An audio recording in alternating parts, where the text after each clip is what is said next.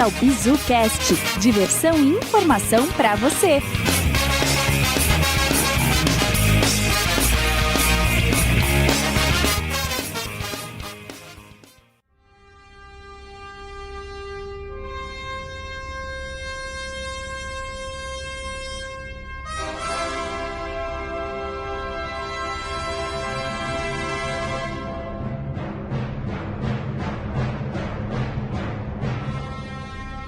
Bem-vindos, pessoal, para mais um BizuCast! E no programa de hoje, nós iremos falar de terraformação e colonização espacial, que em grande parte é pura especulação, e para isso a gente tem hoje grandes especialistas na arte de especulação, que são o André e o Anilton. Se apresentem, André. Bom, meu nome é André e o futuro da humanidade possui duas possibilidades. Ou vai se tornar multiplanetário ou vai permanecer confinado em um planeta e eventualmente passar por um evento de extinção.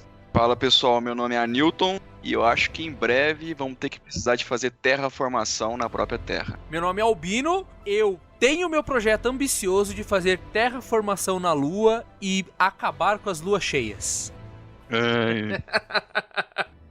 Já pensou? A lua cheia não ia ser mais branca, né, cara? Ia ser verde, né, cara? Se fizesse uma terraformação com floresta tropical lá na lua. Ia ficar bonito, né, pra foto. Ia ficar maneiro, né? Tá certo. Pessoal, neste BizuCast iremos falar sobre terraformação e colonização espacial. Os próximos avanços científicos que irão impulsionar a humanidade avante à fronteira final. Especularemos quais tecnologias necessitaremos para essa nova jornada do ser humano e como a ciência, pelo nosso ponto de vista, vai ajudar neste tema. Bom, pessoal, o primeiro item da nossa ata aqui é assim, por que colonizar o espaço, né? Quais são os benefícios e malefícios disso e o que a gente vai encontrar em outros mundos? Vamos começar aí? O que vocês acham? Qual a opinião de vocês? Eu acho que o negócio é abandonar o navio, né? O bicho tá pegando, é melhor achar um outro lugar pra se esconder, né? É muito claro que a gente, pra mim pelo menos, que a gente precisa de encontrar uma solução pra a vida humana como um todo, manter a nossa espécie. Porque a gente tem vários problemas acontecendo no mundo hoje. População a níveis astronômicos, já a gente tem 8 bilhões de pessoas no mundo e que só tende a crescer mais. E a gente tem chance de ter uma doença catastrófica que pode acontecer no mundo inteiro. A gente tem possibilidade, por exemplo, de cair um meteoro na Terra. Sempre tem uma notícia que aparece que daqui 5 anos vai cair um meteoro. No Facebook. Então, por que não? Eu acho que tem outro tema, isso que você falou, é meio... Vocês já assistiram aí o Guerra Infinita, o último Vingadores que saiu aí? Guerra Infinita? Eu ainda não vi, menino. Você já viu, Anilton? Mas se quiser dar spoiler... Não, também não. Então, não dá spoiler no programa. Alerta de spoiler, se você está escutando, pare de escutar. Vai ser só esse pedacinho. O Thanos, isso não é até um grande spoiler, né? Isso tá no gibi também. Thanos é um cara, um titã louco lá, quase que uma divindade espacial lá, que tem um propósito de vida. Ele identificou no conceito dele que os mundos perecem pelo excesso de população. Então ele tem uma filosofia de vida, que é exterminar metade de um planeta, para deixar ele vivo. E quando ele faz isso, no momento é um extermínio, como se fosse lá um genocídio do Hitler e tal, mata todo mundo. Só que depois, anos mais tarde, aquele planeta se reconstrói e ele tem o alvorecer, assim, sabe? Abundância de alimento e tudo mais. Que faz com que reforce isso como conceito na cabeça dele. E ele é um cara que busca as joias do infinito para conseguir isso, num estalar de dedos, matar metade do universo para que o universo possa ter vida longa. Que é mais ou menos o que a gente tá falando aqui, né? Um dos problemas hoje do planeta Terra é o excesso de pessoas, né? Isso nos coloca numa enrascada, né? A gente precisa ou diminuir a quantidade de pessoas ou aumentar o tamanho da casa, ou seja, ir embora, né? Exatamente. Inclusive, também o outro filme, Inferno, ou o livro do Dan Brown, né? Explora o mesmo tema. quantidade de população hoje que a gente tem na Terra, a Terra não vai dar conta, né, desse crescimento populacional que a gente está vendo hoje. E aí sempre tem um vilão maluco que quer acabar com essa história. Igual você falou do Thanos, a gente tem aí o cara do inferno lá que quer matar todo mundo também. Não, eu ia falar que no passado, né, aconteciam coisas na humanidade que davam uma freada nesse crescimento populacional, né? Tipo, tinha grandes pragas, peste próprias negra, guerras, né? E agora não acontece mais essas coisas, né? Não que eu deseje que isso aconteça, né? Mas esse tipo de coisa freava um pouco o crescimento da humanidade, né?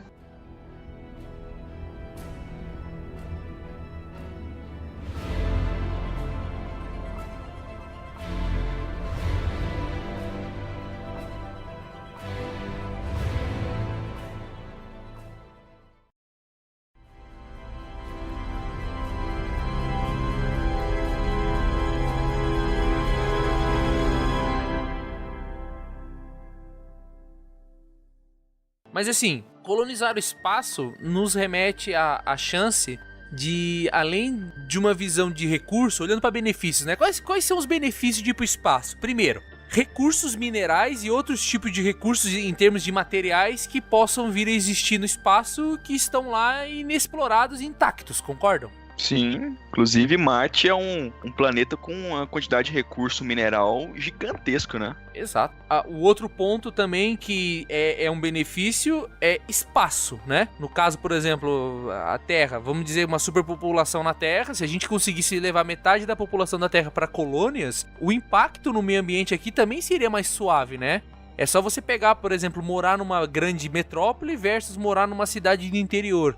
Como a qualidade de vida é diferente, né? A qualidade da água, do ar e tudo mais. É como se o planeta Terra se tornasse um grande planeta de interior, né? Fosse uma cidade de interior no planeta inteiro. Que faria com que a vida fosse mais agradável, né? Eu vou te falar que eu penso não em uma questão de ser agradável não, mas é uma questão que um dia ou você vai pra lá ou você não vai ter lugar pra morar. A Terra vai se transformar num ambiente inóspito para a vida humana, né? A gente já viu alguns casos aí de altas temperaturas, efeitos climáticos. Exatamente, calotas polares descongelando, furacão, terremoto. Cidades igual Pequim, na China, né? Que você às vezes não consegue nem respirar direito de tanto gás carbônico que tem na atmosfera. Então, a população tá consumindo os recursos de forma tão rápida que não tem como renovar isso na velocidade que o humano precisa. Agora, vamos falar de universo, né?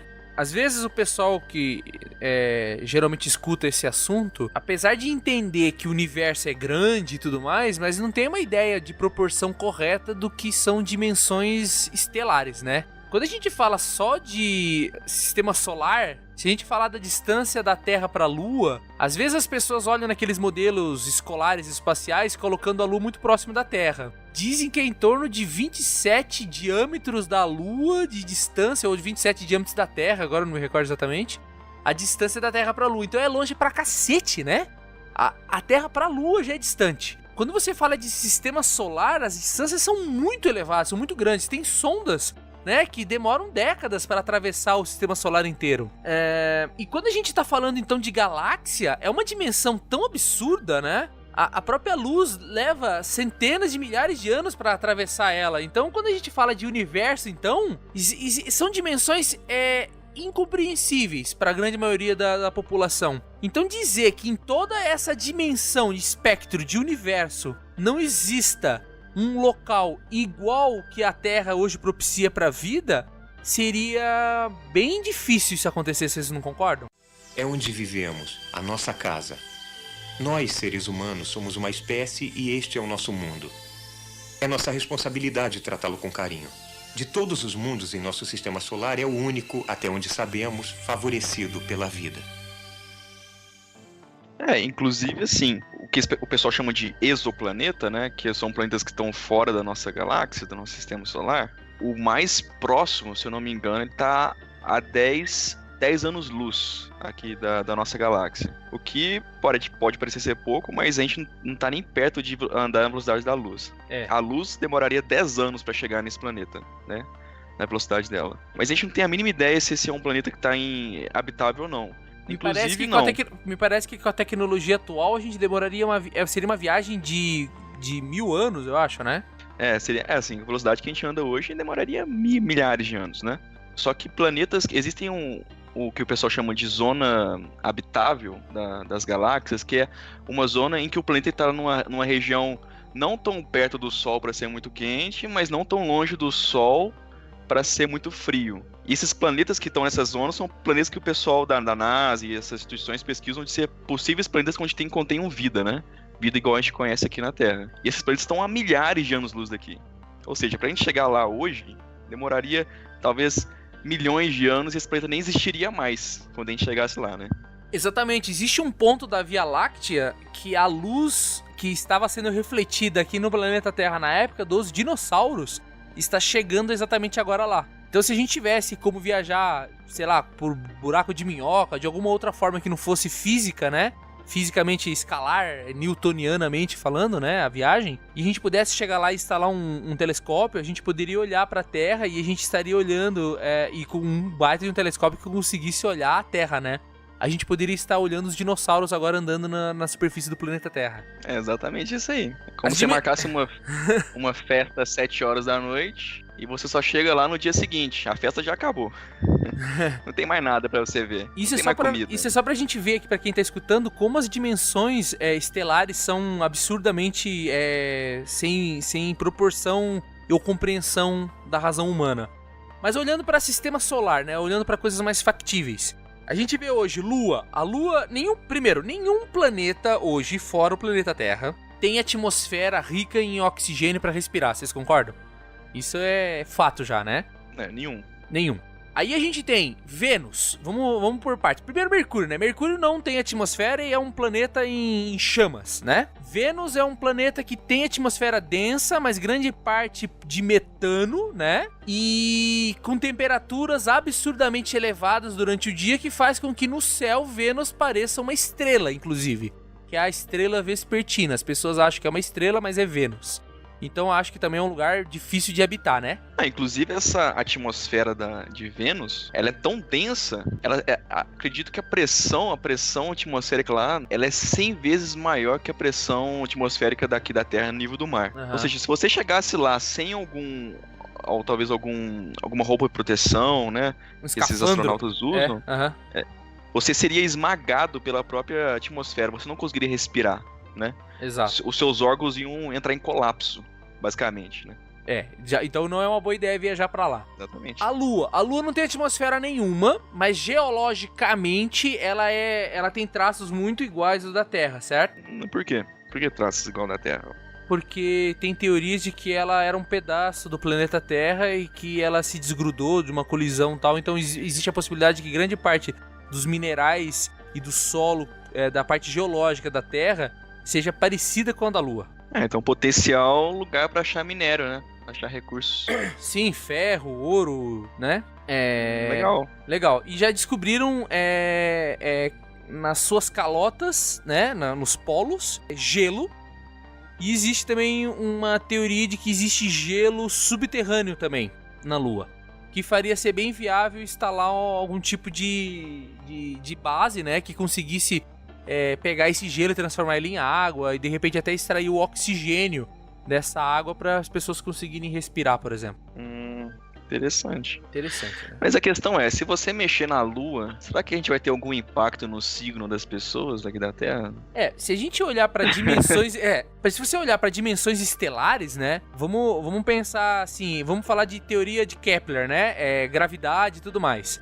A relação da massa da Terra com a massa da Lua. Veja, a gente tá falando da massa de um planeta, né? Pra você ir lá e minerar, mesmo que você tire, sei lá, milhões de toneladas de ouro, se é que existe tudo isso lá na Lua, e trazer pra Terra, sim, existe esse balanço de massa, é massa saindo, mas será que ela é representativa? A Lua é grande, né, cara? Mas assim, é aquele negócio, a Lua, ela é vital pra vida humana na Terra, né? Sim, claro. Você vai arriscar mexer em alguma coisa lá e pra atrapalhar tudo? Eu acho que eles vão, cara. Inclusive os russos, se eu não me engano, a instituição russa quer criar uma colônia na Lua. Criar colônias e habitar a Lua, extrair minérios da Lua, inclusive para isso, né? Extrair minérios. Ó, tirando a Lua, vamos seguir ali. Marte, todo mundo fala assim, Marte não tem atmosfera. Marte tem uma atmosfera, só que ela é muito pouco densa, certo? Ela é muito fina, né? Muito fina. A pressão dela é 1% da pressão da Terra, atmosférica aqui da Terra. E aí também, assim como Vênus, a pressão muito alta e te mata, a pressão muito baixa de Marte também te mata. Eu até estava vendo que o que matou a atmosfera de Marte foi tempestade solar. E eu tinha até uma ideia da NASA de lançar um campo magnético artificial. Aí diz que esse campo magnético desviaria essa questão solar aí e deixaria o planeta formar uma atmosfera habitável. Isso. E isso que você tá entrando já é o assunto de terraformação, exatamente. Que um dos conceitos básicos de terraformação é que mesmo que você vá lá em Marte e você tenha uma máquina de terraformação para gerar atmosfera, você não tendo essa eletrosfera aí, esse campo magnético, pode ser que essa tua atmosfera vai sendo perdida no espaço sideral, né? Exato. Bom, Marte tem todos esses pontos. Uma coisa legal sobre a atmosfera de Marte é que eles encontraram traços, assinaturas na atmosfera que são idênticas às regiões que sofreram testes nucleares aqui no planeta Terra. Vocês sabiam? Sugerindo de alguma forma que no passado alguém tenha explodido alguma ogiva nuclear ou várias, porque isso tá disperso em toda a atmosfera de Marte. Ou como se Marte fosse um planeta que acabou por guerra nuclear e ficou aquele deserto, por exemplo. Que loucura. É que Marte sofreu também muitos choques com cometas, né, e meteoros, né? Tem um outro ponto interessante sobre Marte, por não ter perdido sua atmosfera, que ocorreu na década de 70 aqui no planeta Terra. Se chama Hard Attack. Cada ensaio de bomba nuclear tinha um nome. Existia um que se chamava Hard Attack, que eles testaram, agora eu não sei se foi 70 ou foi 90 megatons, que foi o último teste e o maior teste realizado até hoje, a maior bomba nuclear já testada até hoje. Quando eles testaram, eles estiveram muito próximos de criar uma fissura na eletrosfera da Terra, que faria com que todo o material fosse dispersado, toda a atmosfera fosse dispersada no espaço. Existe o potencial, então, de uma grande bomba nuclear ou uma sequência de bombas nucleares que fizesse com que a atmosfera do planeta Terra fosse sugada para o espaço. A chance de um desastre causado pela própria humanidade é muito grande, né? Isso. E quem diz, né, que em Marte já não teve, né, cara, uma civilização antiga que eles acabaram? Pode ser, não se descarta isso. Nunca se viu traços, né?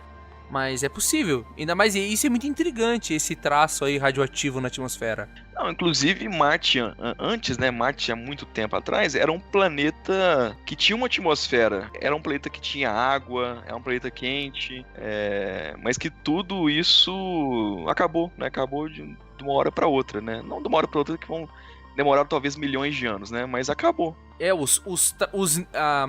As marcas geológicas de cursos de rio estão todos presentes, né, na crosta, né? Exatamente. E aí, uma vez que a atmosfera foi embora, foi pro saco, o planeta ele esquentou, quer dizer, o planeta esfriou, na verdade, e aí você perdeu toda a água, você perdeu a atmosfera, você perdeu... o planeta se esfriou internamente, então você perdeu o campo magnético também, e aí virou... esse universo, esse planeta gelado que a gente conhece hoje, hein? Desértico, né? Esse clima aí inabitável. Aí se a gente for seguir para outros planetas, a gente vai começar os gigantes gasosos, que não tem possibilidade nenhuma de a gente habitar, mas esses gigantes gasosos, principalmente Júpiter, possuem luas do tamanho muito próximo da Terra, né? A Europa, né? Que é uma das luas que o pessoal acredita também que tem um potencial, né, de uma possível morada humana. Tem bastante coisa similar com a Terra. Tem uma atmosfera, né? Tem uma das luas, agora eu não me recordo o nome aqui, que ela é inteira feita de gelo e ela tem geysers, né, de metano, sei lá, de oceanos de metano. Acho que uma lua tem oceanos de metano e a outra ela é inteira de gelo, né? Que daria a ideia de que a gente poderia ficar extraindo água dessa lua e tentar viver num lugar mais próximo dela e tudo mais. A lua que possui metano é inclusive a Titan, né, que chama. É isso, né? A lua de Saturno. É a lua de Saturno. Inclusive tem um filme agora no Netflix que explora um pouco do que a gente vai falar aqui hoje, né? Que o pessoal vai a humanidade não se comporta mais na Terra e eles querem mandar humanos pra Titan, pra essa lua. Só que o processo deles não é fazer terraformação na lua, em Titan, que é tornar essa lua habitável ao ser humano. Mas é adaptar o ser humano a viver as condições de Titan. Então é o que eles chamam no filme de uma evolução forçada. Eu vou forçar o humano a adaptar as suas características aqui. Por exemplo, eu não preciso de muito oxigênio, eu posso usar nitrogênio como fonte de energia, esse tipo de coisa.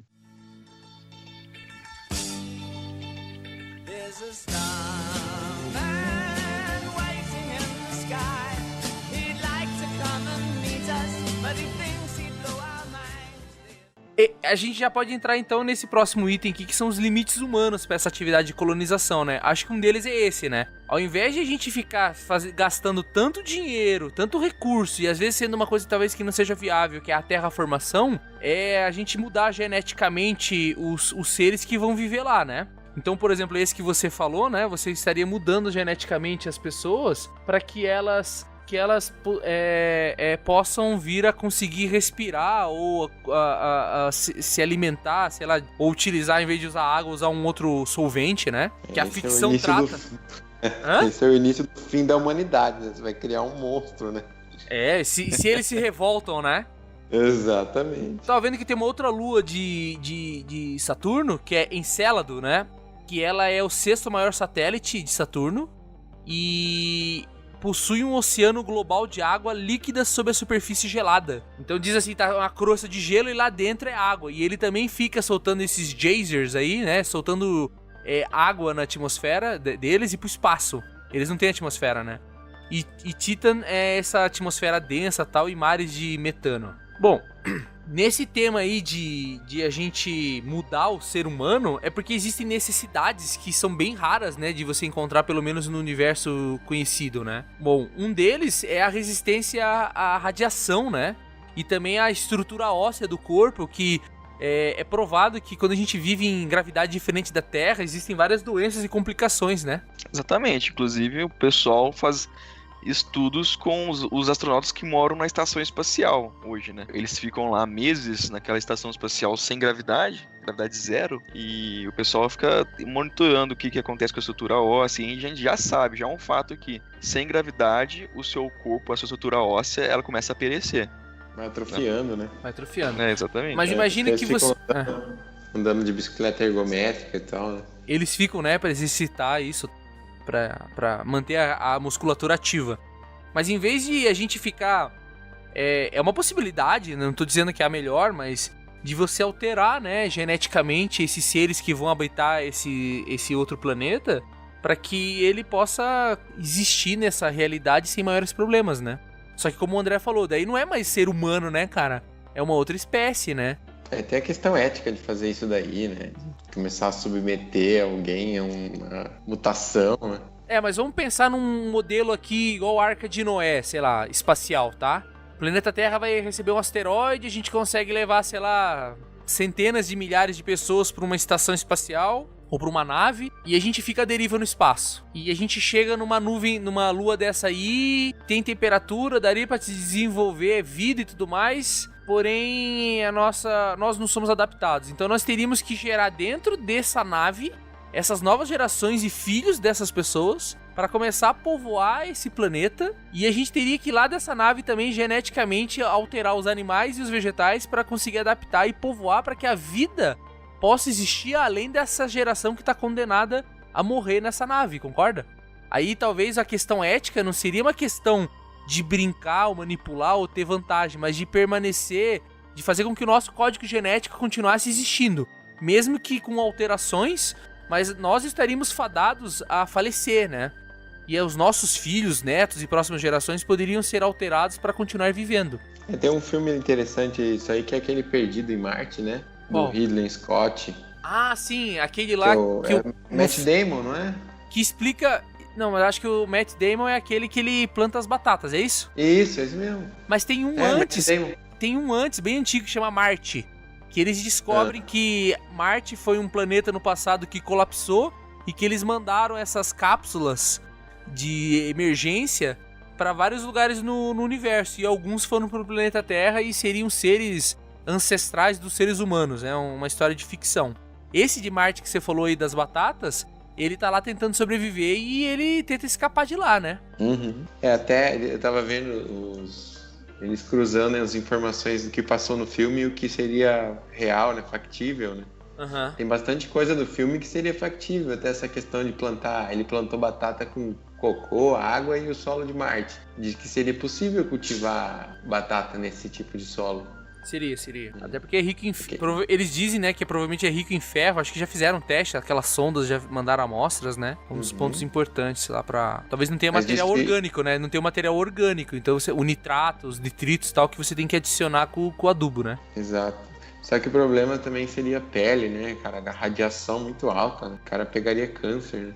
Acho que hoje um dos maiores problemas do homem estar no espaço é gravidade e radiação, né? Em primeiro lugar, mesmo que ele esteja lá numa nave e tal e tenha o oxigênio, tirando, claro, as necessidades de água, alimento e oxigênio, né? Acho que essas são, né, as necessidades que a gente tem, né? Concordam? Claro, Vini, sim. Acho que tem uma que pra viajar no espaço é uma necessidade também, que é o tempo, né? Hoje a expectativa do ser humano não passa de 100 anos. E vamos dizer que de lá, depois dos 60, 70, ele já começa a ficar debilitado, né? Que é o processo de envelhecimento. Fazendo com que os últimos 30 anos ou 20 anos da vida desse indivíduo, ele já não esteja tão apto a fazer as mesmas coisas que um jovem faria. E quando a gente fala de viagem no espaço hoje, sem fazer terraformação e sem mudar a genética humana, a gente está falando de um limite temporal. Não tem como nós três aqui entrar numa nave e ir para esse planeta mais próximo de 10 anos-luz, porque a gente vai morrer antes de chegar lá, vocês concordam? Sim. Mesmo que a gente tenha todos os recursos na nave, né? A gente não vai sobreviver. O tempo limita, né? O que alguns filmes exploram é, tipo, congelar as pessoas até chegar nesse novo planeta. O de Marte é assim, né? Inclusive aquele filme também com a Jennifer Lawrence, acho que chama Passenger, né? Isso, esse mesmo. Até que eles são congelados. O que acontece? A Terra acabou, colocaram os humanos lá restantes numa nave, congelaram todo mundo e mandaram para um planeta que acreditavam que era habitável. E programaram as pessoas assim, ó, vocês vão acordar quando estiver chegando nesse planeta. Só que aconteceu algum problema, a Jennifer Lawrence e o outro ator que eu esqueci... Eles acordam. É o Chris Pratt do Guardiões da Galáxia. Isso, ele mesmo. Aí eles acordam no meio da nave. Na verdade, o Chris Pratt acorda primeiro. Por acidente, né? Aí ele é bem filha da P, né? Ele decide acordar a mulher, né? Ela fica brava, né? Você me acordou? Você tá louco? O cara acabou com a missão, na verdade, né? É verdade. Aí eles têm filhos, coisas lá e tal. No Nerd Office que eu vi a sugestão desse filme. E é muito legal esse filme mesmo. É muito interessante. Ó, 1 ano-luz leva aproximadamente 500 anos. Na velocidade normal, né? Na velocidade normal. Então, se a gente considerar então que o planeta mais próximo tá a 10 anos-luz, então 5 mil anos pra gente chegar lá. Pois é. Então, assim, pro ser humano viajar pra lá, se ele não conseguir ir mais rápido, tem essa possibilidade de a gente hibernar, que faria com que é possível. Hoje em dia, talvez a gente não tenha a tecnologia apta, pronta, mas biologicamente é possível, né? Você desacelerar o metabolismo e paralisar ele. A outra opção é fazer o ser humano viver mais. Mas isso você tá falando pra esses planetas aí, os exoplanetas, que são parecidos com a Terra e tal, né? Pra Marte é mais rápido, né? Não, pra Marte é tranquilo. Pra Marte a gente teria que entrar no termo de terraformação, que acho que é um ponto que a gente vai chegar já. Mas quando a gente fala de fazer o ser humano viver mais, existe uma tendência no mundo da inovação aí, que é as teorias do homem imortal, né? Daí o pessoal fica perguntando muito o que estaria motivando avanços científicos nesse sentido, de prolongar a vida do homem, e que seria um passo por passo, né? Eles disseram lá no Singularity University que ano passado nasceu o primeiro homem, provavelmente, né? Eles estão dizendo assim, matematicamente, afirmando isso, pelos avanços científicos que eles têm hoje, que ano passado nasceu o homem que vai viver 300 anos. Caramba. E daqui 5 anos, eles já vão ter a tecnologia para o homem viver 1000 anos. Não, daqui 5 anos? 5 anos. Não é loucura? Não é loucura? É loucura. Inclusive, talvez seja essa tecnologia que vai ocasionar o fim dessa terra, né? Por que já tá falando? Comporta a população. Então, mas você não acha, Anilton, que esses avanços, eles estão associados à exploração espacial? Eu acho que eles estão fazendo tudo coordenado, cara. Porque pro cara viajar tanto tempo no espaço é uma necessidade que o homem viva mais, né? E eles não vão fazer isso para que as pessoas vivam mais aqui no planeta Terra. Muito provavelmente, eu fico imaginando aqui, ficção científica, tá? Alguns estão dizendo assim, mas isso vai fazer parte da elite, né? Poucas pessoas vão ter acesso a esse dom aí de poder viver mais. Mas será que eles não vão realmente... quem vai financiar isso sejam essas elites e eles vão ser os primeiros a consumir isso? Mas você não acha que na sequência eles vão... dar como moeda de troca pra quem quiser viajar no espaço esse direito também? Por exemplo, Anilton, você quer ir lá pra Alpha Centauro? Nós vamos te dar aqui o dom, você vai poder viver 10 mil anos. Mas assim, você não acha que Porque as pessoas vão ficar loucas viajando 5 mil anos direto dentro de uma nave? Vai ficar doido, vai se matar dentro da nave? Tem um monte de pessoas aí que já estão escolhidas, né, pra colonizar Marte. Aí a pessoa, só que é o seguinte, você vai entrar na nave e é só de ida. Não volta nunca mais, é só de ida. A pessoa feliz da vida fala, não, é isso mesmo. Passou no Fantástico esses tempos atrás aí. Tem muita gente topando, Uma brasileira. Exatamente, essa missão de Marte chama Mars One. Se vocês quiserem pesquisar, é muito interessante. Assim, o pessoal vai pra Marte mesmo, é uma viagem de ida, né? Não tem volta. E se chama One porque é uma ida. Exatamente. E assim, já tem data, 2031, eles vão mandar a primeira colônia de humanos pra Marte, pra colonizar Marte. E 2034 a segunda colônia. Mas é aquele negócio, Marte entre, sei lá, 200 e 300 dias pra chegar em Marte, de viagem. Demora, mas beleza. Agora imagine você 5 mil anos dentro de uma nave. Você não ia ficar enlouquecer a todo mundo lá dentro, não? Cara, mas eu vou te falar, eu acho que não vai ser uma nave tipo um ônibus espacial que vai fazer uma viagem de 10 mil anos, né? O espaço, a fronteira final. Estas são as viagens da nave estelar Enterprise em sua missão de 5 anos para a exploração de novos mundos, para pesquisar novas vidas, novas civilizações, audaciosamente indo onde nenhum homem jamais esteve. Jornada nas Estrelas. Teria que ser uma baita de uma nave, sei lá, do tamanho de um estádio de futebol, né? Uma nave zona, assim, com tudo que você queira pra se divertir. Porra, pra mim, cara, se tiver um computador, puder jogar videogame, eu fico 10 mil anos na nave, cara. Você vai zerar o jogo 1000 vezes, né? Beleza. Ai. É assim... Tipo, enduro, né? Fica jogando Enduro, né? Ou joga jogos que nunca acabam, ou impossíveis de vencer. Mas assim, eu não sei, claro, não vai ser 10 mil anos, mas assim, provavelmente a ideia do ser humano viver mais é viver mais e bem. Essas teorias dizem que quando o cara disserem pra eles assim, por exemplo, cara, vem cá, toma esses comprimidos, faz esse tratamento aqui, você vai viver 300 anos. Não significa que depois de 100...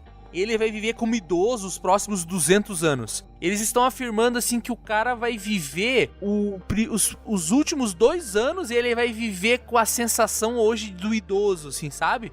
De cansado, de desacelerando. Isso também tá revelando um interesse econômico de fazer com que as pessoas sejam ativas até o limiar da sua vida, né? Que interessante. Então vai deixar um tanto de gente trabalhando aí até 2 anos antes de morrer. É isso. E para pra pensar, Newton. Se você chega hoje e fala assim, galera, quem que vai pra Alpha Centauro aqui, levanta a mão. Tirando os caras que são malucos lá, que aceitaram ir só de ida, muita gente não vai querer ir, você concorda? Muita gente vai querer claro ir também. Alguns vão querer ir. Mas pra você, de fato, incentivar o esvaziamento do planeta Terra, daí a gente não tá falando só de uma colônia, estamos falando de várias colônias. Você dar esse green card na mão do cara, tomou, você e tua família vão viver sem doença e vão viver mais anos. Vai ter gente que vai topar, cara. A não ser que, claro, tem gente que vai topar naturalmente. Tem gente que, se você ameaçar dizer, isso aqui tudo vai explodir, vai acabar, né? Tem pessoa que entra em pânico e quer sair daqui, né? Vamos pegar o exemplo de quando a Terra, a América foi colonizada, né? Qual era a expectativa de vida lá naquela época lá, do homem? Devia ser 30 anos. Devia ser uns 30 anos, né?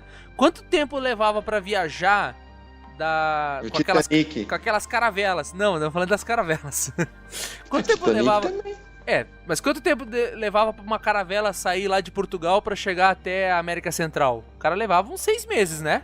Mais ou menos. Então, eu acho que é quase isso, se você parar pra pensar em proporções, o que a humanidade tá prestes a viver. Naquela época, se você chegasse pra um cara e falasse assim, vamos pro Novo Mundo e tal, o cara achava que lá na América tinha monstros, que era o fim do mundo, que era o abismo do mundo e tudo mais.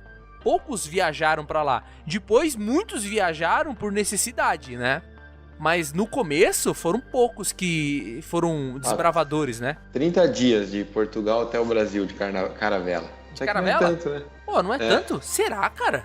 É que assim, os caras deviam passar esses meses aí numa caravela, mas eu digo Portugal até o Brasil foi 30 dias. Eu achei que esse tempo aí, esses tempos eu tava pesquisando um cruzeiro e eu tinha visto um tempo próximo a esse, sim, a viagem inteira daqui pra ir pra Europa, mas eu acho que não ia só até lá, somava-se o tempo de ficar passeando lá, 30 dias, você pega aí, aparece esses imigrantes aí, né, fugindo da África lá, chega no litoral brasileiro aí, né, os caras chegam desnutridos. Mas assim, quais eram os riscos que eles corriam naquela época, né, o que eles estavam buscando vindo aqui pra cá? E o que eles conseguiram com isso? Era praticamente mudar de planeta, se você for pensar, né? Eles estavam deixando... Não sabiam. Eles estavam deixando tudo pra trás, né? Eles não sabiam o que iam encontrar, né?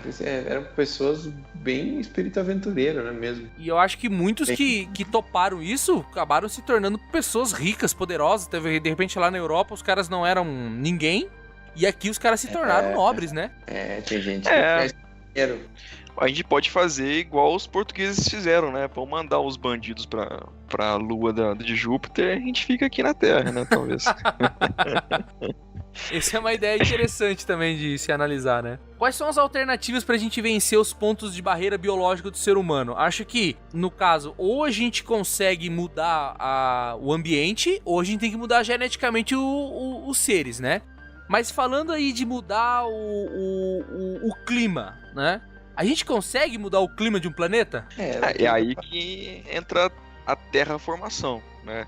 Que consiste basicamente em você construir um clima habitável, com condições habitáveis para o ser humano que a gente conhece aqui na Terra, em um lugar que é completamente inóspito. Ou você gera casas grandes, né? Com ginásios, com uma atmosfera produzida, ou faz isso que tá nessa teoria aí de lançar uma atmosfera magnética lá, né? Um campo magnético artificial. Para produzir uma nova atmosfera, né? Porque aí tá a grande questão, né? Que você fala assim, nossa, não é possível que dentro de todos esses planetas aí, tava lendo aqui que tem mais de 3.500 planetas que poderiam ser habitados, parecidos com a Terra. Mas a Terra tem muitas questões aí que se somaram, né? Muitas coincidências, né? Tem barreira eletromagnética, tem cinturão de meteoros que protege. Tem muitas questões aí, né, que aconteceram ao mesmo tempo para poder gerar um ser humano, né? Eu acho que se eles fossem testar a tecnologia, eles deveriam testar na Lua pela proximidade e também pelo tamanho, né? Se você conseguiria esse processo com maior velocidade. Se vai testar em Marte, eu não sei, é um planeta menor que a Terra, mas é um grande planeta, né? Não deixa de ser um planeta grande, as dimensões são grandes. Talvez na Lua, se a gente testasse inicialmente essa tecnologia, né? Aí tem o que o Anilton falou, e o risco de ficar mexendo na Lua. Mas será que só terraformar a Lua faria com que a Lua mudasse a órbita de alguma forma? Porque assim, a Lua, ela tem uma vantagem só, que é a proximidade e o tamanho, né? Então duas vantagens, proximidade e tamanho. Mas a Lua, ela não tem uma gravidade ok, e aí o que é essencial para uma atmosfera é ter gravidade, né? Que se não tiver gravidade, a atmosfera ela vaza, né? Então vamos supor, você constrói uma atmosfera hoje, daqui 70 anos, 80 anos, essa atmosfera já vazou.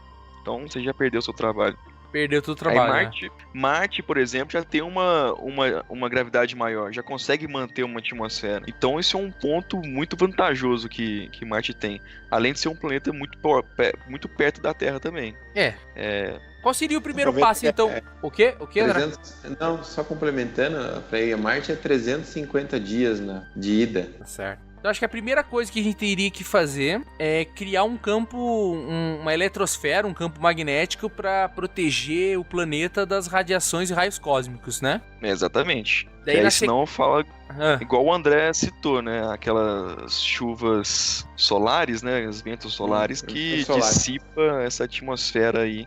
Certo. Aí na sequência a gente teria que criar uma atmosfera. Pensando até como a Terra foi formada, que o pessoal estuda a possibilidade dessa sequência, a gente teria que começar primeiro gerando uma atmosfera densa para conseguir manter o calor e aumentar a temperatura do planeta. Que quem sabe, como Marte é um planeta mais distante do Sol, talvez os níveis de CO2 teriam que ser mais altos do que os praticados aqui, por exemplo, na Terra, em termos de temperatura, né? Talvez o nível de CO2 da Terra, que seria um superaquecimento global, lá em Marte propicia uma temperatura branda e temperada, né? Exatamente. O primeiro passo aí é injetar CO2 na atmosfera de Marte para que aconteça o efeito estufa. Aquilo que a gente evita aqui na Terra, a gente quer causar lá. Extremo lá.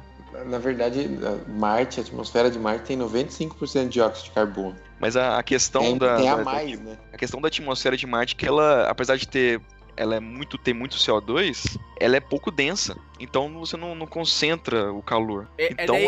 Percentualmente, dentro de uma amostra, é só CO2. Mas em termos de título, né? Titulação, quando a gente fala lá de vapor, existe a densidade dela é baixa, né? Ou seja, tem muito CO2. Mas olhando pro espaço que ela ocupa, é muito rarefeito, né? Entendi. Então teria que mandar mais CO2 para deixar aquele negócio quente. E como que a gente colocaria CO2 no planeta, cara? Então, aí tá uma vantagem de Marte, cara. Que é o seguinte, Marte tem CO2 congelado na sua superfície inteira. Então, se você esquentar, de alguma forma, o planeta, né, o Marte, ele vai gerar CO2 e vai se esquentar mais ainda, que vai derreter mais CO2, e aí esse é um processo cíclico, entendeu? Que aí você vai conseguir aquecendo ciclicamente. Aí tem alguns caras que são meio malucos dessa teoria de terraformação, que eles falam o seguinte: vamos colocar uns espelhos gigantescos em órbita de Marte. Então eles vão lançar um espelho que vai ficar orbitando Marte, que ele vai refletir a radiação que Marte perde, né? E aí ele vai esquentando. E aí vai derretendo o gelo congelado, né? A água congelada que existe. E o CO2 congelado. E aí vai gerar tanto um oceano em Marte, quanto essa atmosfera mais densa de gás carbônico. Que seria quase que o conceito do carro estacionado no dia nublado, com os vidros fechados, e você entra e ele tá quente, né? Porque você tá concentrando a radiação, tá aprisionando ela ali e tá aquecendo a temperatura, né? Só que como não tem como fechar o planeta, eu faço só esse trabalho de fazer com que o raio bata e reflita de volta no planeta, né? Interessante, né? Interessante. Só que deveria ser caro fazer isso. Eu fico imaginando, será que não existiria uma máquina que pudesse ficar queimando algum tipo de combustível também pra ficar... Mas também como levar, né, os combustíveis pra lá, né? Marte tinha uma máquina natural de gerar CO2 que era as próprias erupções vulcânicas, né? É verdade. Mas aí como o núcleo, ele basicamente se esfriou. Então a Terra a gente tem essa vantagem, né? Agora, na Terra a gente já tem ainda ativo, né? Agora, e se os caras descobrissem petróleo lá, os caras poderiam criar alguns poços e ficar queimando esse petróleo, né? Exatamente, mas aí pensar na quantidade, né? A gente tem que queimar para gerar esse CO2 necessário. Agora, tem uma coisa interessante, que tem um gás que ele é potencialmente 10 vezes mais poderoso que o CO2, e você poderia colocar menos quantidade, que é o metano. Diz que encontraram um pouco de metano em Marte, né? Na Terra, nas calotas da Antártida, existem poços de metano congelado, aprisionado do período dos dinossauros. E que eles, hoje em dia, existem teorias que dizem que um dos maiores medos do derretimento da calota não é nem o aumento do nível do mar, mas se esses bolsões de metano forem liberados na atmosfera, eles têm um efeito devastador na temperatura da Terra, muitas vezes maior que o CO2 hoje presente. Caramba. Isso é uma coisa interessante, assim, metano. Se existe metano, metano é um gás orgânico, né? E aquela lei da biologia, né? Orgânico só é produzido por orgânico e inorgânico por inorgânico. Teve que ter alguma fonte de vida pra gerar, alguém vivo pra gerar isso. Eles podem até dizer que sejam bactérias, mas alguém gerou esse metano e não foi criado, não é uma substância mineral encontrada fora da natureza, encontrada geologicamente. Isso tem a ver com biologia, né? O metano foi gerado de um processo animal, de um processo vivo, na verdade. Então alguma bactéria que consuma algum recurso e transforma em metano para criar essa atmosfera inicial aí de Marte. De repente mais barato que colocar os espelhos, né? O cara ia lá, contaminaria lá o planeta, soltaria bombas lá que disseminaria essa bactéria e a bactéria começaria a produzir e gerar metano. Só que daí a gente teria que em algum momento desacelerar essa bactéria, né? Senão o planeta ia ficar em chamas, né? Exatamente. Aí vem o próximo passo. Eu tenho atmosfera. Agora eu preciso criar uma flora para que eu possa... Oceanos também, porque o oceano é importante nessa criação e troca gasosa. Que agora eu preciso, já que eu tenho atmosfera e tenho campo gravitacional, agora eu preciso gerar oxigênio, né? Exatamente. Mas aí agora entra de fato, papéis de bactérias que a gente conhece hoje. Bactérias que transformam CO2 em oxigênio. Inclusive, esse foi exatamente o mesmo passo que a Terra seguiu na hora de ser habitável por vida, né? Uhum. A gente começou com uma atmosfera de CO2 intensa, e aí bactérias que surgiram começaram a transformar esse CO2 em oxigênio. Então a ideia é de fato jogar bactéria lá para transformar esse CO2.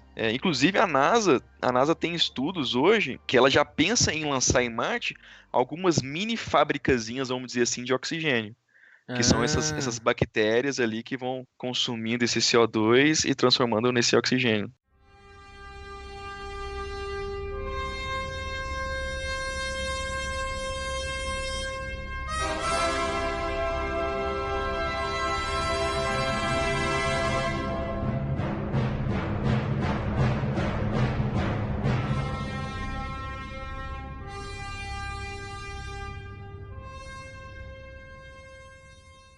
Olha que legal, né? Isso faz a gente analisar que é muito provável que terraformação não seja mais tão ficção científica que nem naqueles filmes de Star Trek, né? Também não vai ser tão poderoso que nem... Não sei quem já assistiu.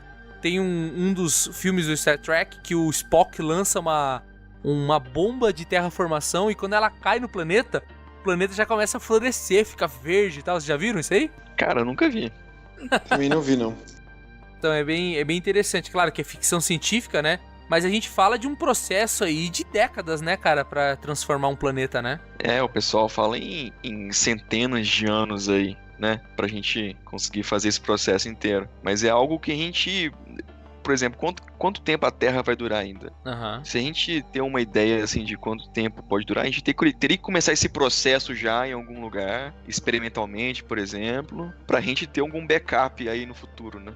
Eu acho isso muito interessante porque faz com que o ser humano se torne um colonizador, mas também um transformador, né, cara? Isso é bonito, porque se a gente ficar só procurando exoplaneta, e eu tenho um aí a mais de 10 mil anos de distância com as viagens atuais, eu teria que começar a achar locais que, como Marte, fossem suscetíveis à terraformação, né? Vocês viram, passou uma reportagem no Fantástico recente aí, que eles fazem experimentos ali no deserto do Atacama, que é uma região muito quente, com pouco oxigênio, E eles encontraram uma bactéria no subsolo, né? Embaixo do deserto tem uma área úmida e aí nessa área eles encontraram uma bactéria. Olha. Que tem condições de sobreviver nesse tipo de ambiente? Situação, de ambiente. Então, eles vão ver se isso se repete em Marte, né? Se existe algum tipo de ser que sobreviva. Né?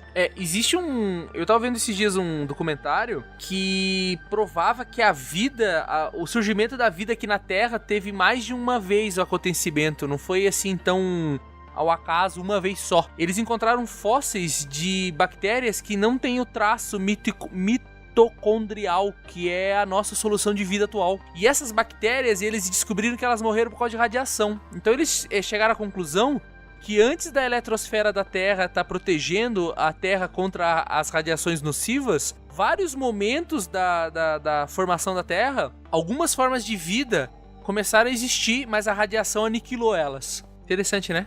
Muito interessante. Legal. A gente vai continuar tendo esse problema em Marte, né? Gerando a atmosfera, como que a gente filtra essa radiação? Claro que o campo magnético também ele vai ajudar nisso.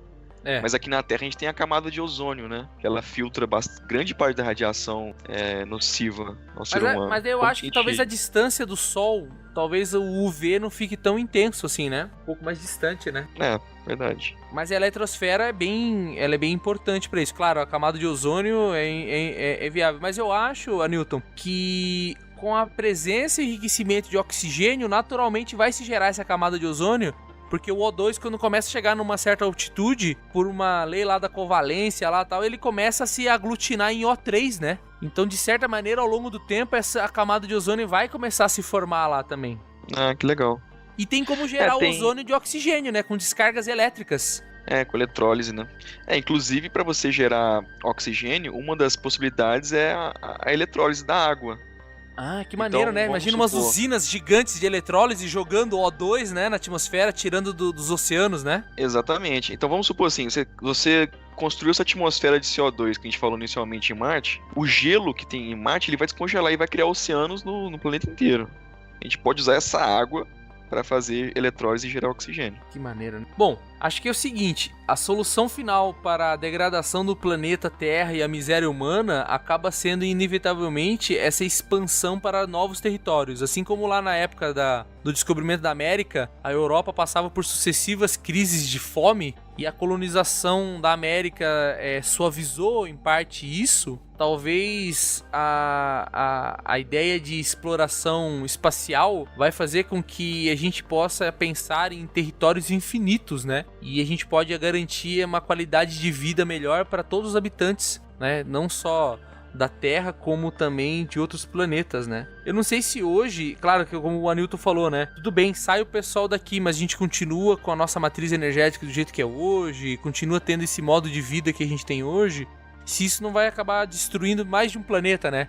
Ao invés de a gente achar que isso vai resolver, a gente vai começar, na verdade, a colonizar um monte de planeta e fazer com que a gente tá fazendo com o planeta Terra, fazendo em todo o espaço, né? Você viu isso que aconteceu aí no Brasil agora com a greve dos caminhoneiros? Como a gente é frágil, né, cara? 3 dias aí sem combustível, já começa a faltar alimento, começa os animais, vai entrando em colapso, cara. Imagina um mês sem combustível aqui, o que aconteceria, né? As pessoas começam a se matar, roubar combustível dos outros. Foi um pedaço aí, um sinal do que vai acontecer no futuro, né? Quando acabar o petróleo, por exemplo. É verdade mesmo. E assim, não tem garantia nenhuma que você vai chegar lá em Titã, mesmo que você faça uma terraformação em Titã. A gente até não discutiu isso, porque lá seria absurdo fazer, mas vamos pensar em Europa, por exemplo, né? Que talvez tenha muito mais recursos que Marte para você fazer terraformação. Qual é a garantia que já houve vida lá? Nenhuma. Pode ser que não tenha existido. Então, se não tem, petróleo não existe. Então, definitivamente o petróleo faz parte de um degrau do avanço da civilização e não deve continuar existindo, né? Nós temos várias soluções utilizando energia elétrica e por que não atômica, né? Vocês concordam que, por exemplo, você vai lá para Marte, gerar energia elétrica para o pessoal lá. Como que você vai gerar? Você vai levar lá uma turbina para queimar óleo diesel? Você vai levar o diesel e o oxigênio para queimar da onde? Então, inevitavelmente, você precisa repensar o modelo nuclear, que hoje é muito atacado, mas ele tem um potencial em termos de combustível muito mais limpo que todos os outros, né? Talvez o impacto da utilização e da tecnologia que a gente tem hoje promova riscos e alguns outros tipos de contaminação. Mas será que o problema é esse? Se eu tenho uma fonte de energia que não preciso ficar queimando um combustível, só por si só é mais limpa, né? Eu acho que tudo isso entra na questão do controle, né? A partir do momento que você tiver o controle, a segurança para trabalhar com isso, não tem problema nenhum, né? Existe um grande preconceito, né? Falou em nuclear, o pessoal já se assusta, já, né? Pensa no peixe de 3 olhos dos Simpsons, né? Pensa em mutação genética, em câncer, mas na verdade tem muitos países aí que são baseados em energia nuclear, né? Inclusive, acredito que é na França, né? Estão desativando todas as usinas nucleares de lá. Ah, é? É um plano de governo, estão desativando aos poucos as usinas nucleares, né? Tinha que ser na França, né? São os rebeldes. Essa questão, eu acho isso também algo extremo, porque energia nuclear, como você falou, é limpa, tem riscos altos, claro, mas ela é limpa, ela é muito eficiente, e ela talvez seja o futuro para a população, para os seres humanos, né? E ela fornece a energia que é a mais limpa de todas e mais fácil de manipular, que é a energia elétrica, né? Vamos pensar numa sociedade nuclear que gera energia nuclear e que tem seus carros, automóveis, tudo por energia elétrica, né? Carros elétricos. Cara, aquecimento global, tudo isso são itens que você começa a deixar de considerar, né? Quando você olha a matriz energética americana baseada no diesel, né, no petróleo, para aquecimento, para geração de energia elétrica e tudo mais, né? Poder aumentar a proporção de energia nuclear seria diretamente a redução dessa base fóssil, né, de geração de energia. Mas é aquele negócio. A gente vai encontrar esses elementos nucleares, esses elementos radioativos em outros planetas? Mas talvez seja mais provável achar um elemento radioativo em outro planeta do que achar petróleo, né? Com certeza, exatamente. Que petróleo depende de vida, né? Isso, pode falar. Não, que assim, até um ponto que o pessoal... Que assim, sempre quando você pensa em alguma coisa, tem alguém levando pro lado da ética dessa coisa. Então quando o pessoal fala de terraformação, o lado ético é assim... Se tiver alguma vida nesse planeta que você tá fazendo terraformação, você tá matando ela, certo? Em detrimento da sua, né? Exatamente. Você tá mudando todo o ambiente natural dessa vida pra adaptar ao seu tipo de vida e você tá matando ela. Então, acho que assim, quando a gente começar a fazer terraformação nos planetas aí, que eu acredito que no futuro isso vai ser possível, a gente potencialmente vai estar sendo assassino aí de vidas extraterrestres aí. Claro, é verdade. E quando elas são vidas extraterrestres microbianas, talvez o sentido ético nem pese tanto, né? Mas e se forem outros tipos de vida? Será que o ser humano estaria apto a fazer isso, né? Um ser inferior lá, ou animais, né? Nem que fosse microbiana, não é microbiana, mas é pluricelular. São animais, tem uma fauna, uma estrutura lá sem vida inteligente. O ser humano estaria disposto a fazer isso? Exterminar uma fauna e uma flora de outra fonte não carbonada e não baseada em oxigênio para manter a sua sobrevivência? Ele faria isso? Acho que é um dilema interessante para discutir, né? Mas faria fácil, né? Vamos dizer que em Marte tem uns micróbios lá que pode gerar uma doença que os caras da NASA pesquisaram. A primeira coisa que os caras iam fazer era eliminar essa bactéria lá para poder mandar os humanos para lá. Não ia nem se pensar essa questão ética, eu acredito. Vamos eliminar o ser do outro planeta, Mas vamos pensar num planeta que tenha vida pluricelular, né? Que você já tá chegando lá e tem, sei lá, uns peixes, uns cavalos de estranho lá que respira metano, respira CO2, tem anaeróbica, respiração anaeróbica a partir de CO2... E daí, agora? Mataria todos aqueles seres, aqueles cavalos esquisitos, sei lá, um avatar. O avatar da vida. Tem até os avatar lá. O ser humano estaria disposto a fazer isso? Certeza que o ser humano ia capturar um e ia fazer estudo, né? Ia cortar e tal. É do ser humano isso, né? Eu acho que sim. Do jeito que a gente vive hoje, cara, acho que o ser humano ia acabar com essa vida lá. Eu sempre imaginei nesses filmes de ET, né, que vem um ET aqui na Terra e mata todo mundo. Sempre quando eu vejo um filme desse, a primeira coisa que eu penso, esse é talvez o futuro do ser humano. O ser humano vai ter esse papel de ET que vai chegar num planeta e talvez destruir tudo lá, a vida que tem lá, pra dominar aquele lugar e conseguir explorar os recursos de lá. E a gente tava falando de América, né? A gente fez isso com o continente americano, né? Quando você fala de Brasil e fala, por exemplo, dos povo Tupi, Xingu, que talvez não tenham sido civilizações que tenham construído pirâmides e tão bem organizadas como os maias, astecas e incas, mas vamos lá na Espanha, né? Os caras chegaram lá com os maias, com os astecas, eles destruíram aquelas civilizações que eram muito avançadas, né? Eles poderiam não ter a pólvora e tudo mais, mas os caras eram uma civilização avançada. E para construir esse mundo que hoje a gente vive, chamado Novo Mundo, eles foram conquistadores, né? E talvez seja a natureza do ser humano. Só que agora é a hora de conquistar o espaço. Cara, então, assim, pra mim é fundamental que a humanidade comece a pensar o mais rápido possível, isso eu falo nos próximos anos aí, em como se expandir pro resto do universo, né? Seja instalando bases em outros planetas, ou seja, realmente fazendo terraformação em planetas para que a gente consiga viver lá como se fosse um novo planeta Terra. Porque assim, para mim, o planeta Terra vai acabar, isso com certeza vai acabar, um dia tudo acaba, mas a gente tem uma população muito grande, a gente está com déficit de recursos minerais e a gente precisa de diversificar, né? Quando as pessoas falam de diversificar investimento para reduzir o risco, para mim é a mesma coisa, diversificar a humanidade para diminuir o risco de acabar. Excelente. E aí terraformação é um processo muito longo que vai demorar centenas de anos. Então se a gente tem que ter visão de longo prazo até lá, a humanidade tem que sobreviver esses anos para que a gente consiga construir um novo planeta e mudar para lá. Muito legal, muito legal. Eu penso assim que o ser humano é muito frágil, assim, né? Em alguns pontos e é muito forte em outros, né? A gente passou aí um tempo sem combustível e parece que o mundo vai acabar e aí você imagina, nossa, mas e qual vai ser a solução? E as pessoas falam, não tem gasolina, não tem o que fazer. Ou, sei lá, quando acontece alguma coisa a nível de saúde, você vai até veterinário, por exemplo, eu perdi um cachorro recentemente, o cara falar pra você assim, olha, não tem o que fazer, é só esperar.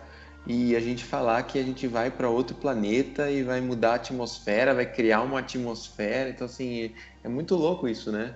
E a gente sempre imagina que tem alguém pensando nisso, né? Falando assim, deve ter alguém lá na NASA que, se der uma merda aqui, vai colonizar outro lugar, né? Então, levantar esse ponto aí para se pensar, né?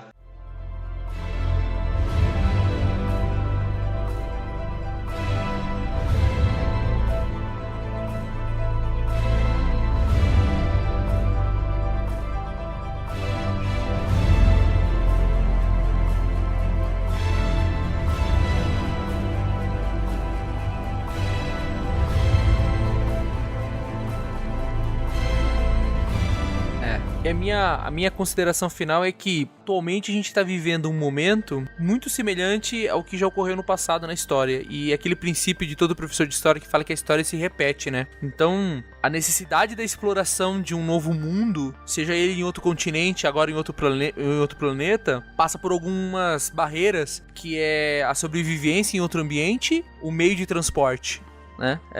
E é exatamente o que a gente está vivendo hoje. Eu acho que quando a gente fala de exoplanetas, talvez se alguém um dia conseguir achar uma forma de viajar que não seja tradicional, usando o buraco de minhoca, a gente possa instantaneamente ir para lá, o que facilitaria muito a nossa vida. Enquanto isso não existir, não ocorrer, a gente tem que encarar que atualmente, com o que temos em mãos, se a gente tem iniciativas privadas, que é o cara da Amazon, o cara da Virgin e o cara da SpaceX e da Tesla, lá, o Elon Musk, 3 grandes grupos privados mirando em ir para outro planeta, eles devem estar motivados, e a NASA também, né, como agência, eles estão motivados por várias razões, porque se fosse por uma só, eles não estariam indo para lá. Provavelmente exploração e colonização, mas também algo financeiramente, economicamente que viabilize isso. E eu acho que é a mineração. Se fala, inclusive, de notícias aí de uma empresa privada que vai começar a minerar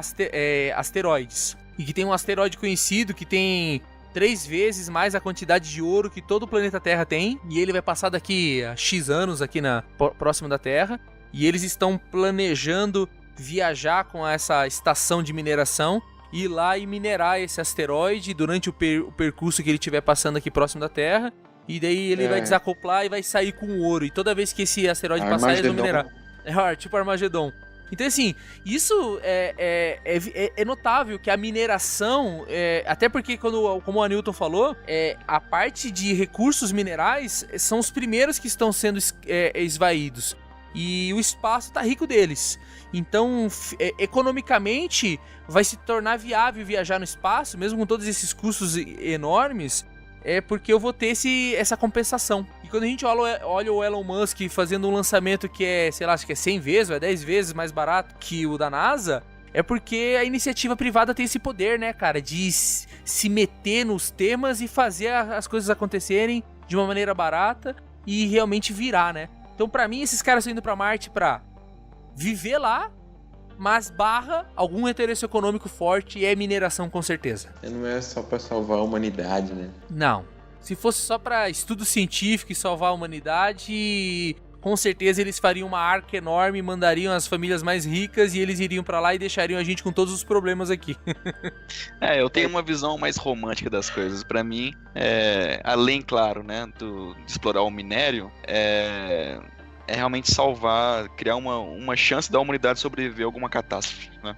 Não, eu acho que essa tua visão econômica é perfeita, porque você tem que colocar os ovos em mais cestas, né? Seria uma lástima a gente colocar em risco a única vida inteligente, reconhecida e conhecida do universo, que é a nossa, porque então a gente não sabe se tem outra, perder por um detalhe tão bobo desse de erro de planejamento, né? Exatamente.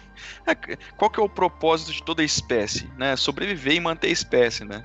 Então, a humanidade tem que pensar nisso, pensar como que a gente vai manter a nossa espécie aqui. Que vai de encontro do que eu falei, né? A gente sempre imagina que alguém tá pensando numa forma de resolver os problemas, né? Porque você pensa, né, André? Da mesma forma que a gente conversou de temas aqui que algumas pessoas estão escutando e achando absurda, vamos voltar lá no tempo, na época do Colombo, né? Quando ele falou de pegar caravelas e viajar ao redor do mundo, quantos nobres, reis e pessoas ricas se recusaram a patrocinar o projeto dele porque acharam que era uma mentira, uma loucura, né? Uhum. Mas foi a rainha da Espanha que financiou o cara, né? Foi a primeira startup do mundo. E, assim, esses temas são temas realmente muito novos, conceitos muito novos que estão longe da gente colocar isso em realidade mesmo. Estão muito longe de serem realidade. Mas são conceitos que as pessoas já começam a falar já tem alguns anos. Na verdade, na década de 80 que surgiu esses conceitos de terraformação, né? Talvez um pouco antes disso, da década de 80. E hoje existem muitos artigos, eu fui pesquisar em cima desse tema, existem muitos artigos de universidades, de pessoas pesquisando sobre isso, e existem iniciativas de começar a construir esses protótipos aí de terraformação. Igual eu te falei, eu comentei, né, daquele protótipo da NASA de começar a gerar oxigênio em uma atmosfera com só gás carbônico, e outras iniciativas de colonização de planetas. Então as pessoas estão começando a ver isso como uma necessidade, né? Pode ser um tema novo, mas acho que em poucos anos a gente vai começar a discutir isso como uma necessidade real da humanidade.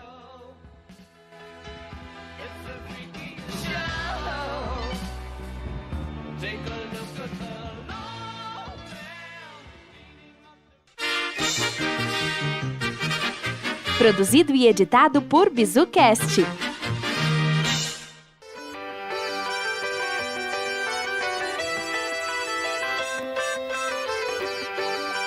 Obrigada por ter escutado o BizuCast. Até a próxima!